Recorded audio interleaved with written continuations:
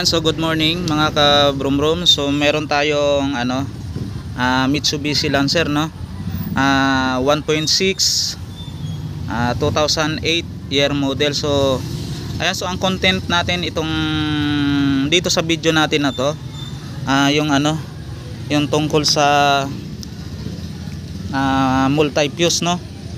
Kung halimbawa biglang tumirik sa daan yung inyong sasakyan, tapos walang redundo, wala lahat ng power, wala. So ibig sabihin, halimbawa kung malakas yung battery ninyo, ibig sabihin mayroong problema yung ating multi-fuse. Ayan, so ang multi-fuse mga ka-brum-brum nitong Mitsubishi Lancer na 2008 year model, so matatagpuan sa sa battery terminal. Ayan, so nandito siya. Ito yung ating multi-fuse, Ayan, so nakakabit siya sa linya ng positive. Ito naman a body ground, yung negative. Ayan, so nakakabit ito sa body ng ating sasakyan, Ayan, so ituturo ko sa inyo kung halimbawa kayo namatayan, nag-blackout lahat yung unit ninyo sa tumatakbo, so malakas ang karga ng alternator at nagre-receive din naman yung battery nyo ng karga mula sa alternator. So ito lang yan mga ka-brum-brum, ito yung multi-fuse. So mapapansin mo yan dyan sa loob. Ayan, so transparent yan, makikita nyo. May may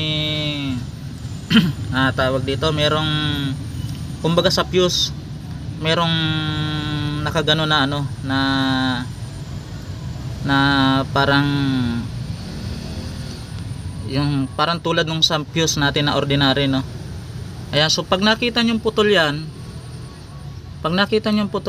ibig sabihin ito yung palitin. Ayan, so pag dinugtong nyo yan, for example wala kayong makuha, dudugtungin nyo lang, magkakaroon na ulit ng power yan.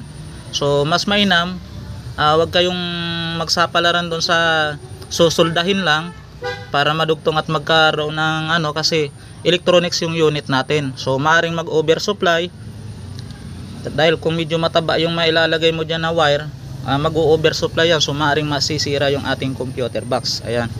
So sana meron na naman po tayong konting kaalaman na napulot dito sa ating maiksing video, So wag niyong kalimutan yung ating multi-fuse dito nakalagay sa positive, ayan, sa terminal, at saka dito sa negative. So ito yun naman yung body ground.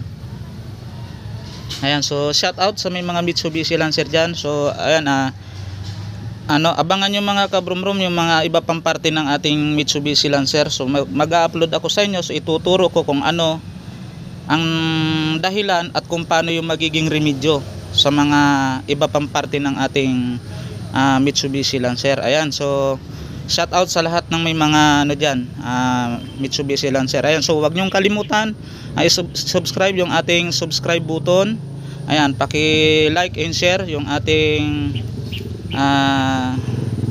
YouTube channel. Ayan, so maraming salamat po sa inyo. So sa muli po, abangan nyo yung iba pa nating upload tungkol sa iba-ibang parte ng ating Mitsubishi Lancer. So yun, salamat.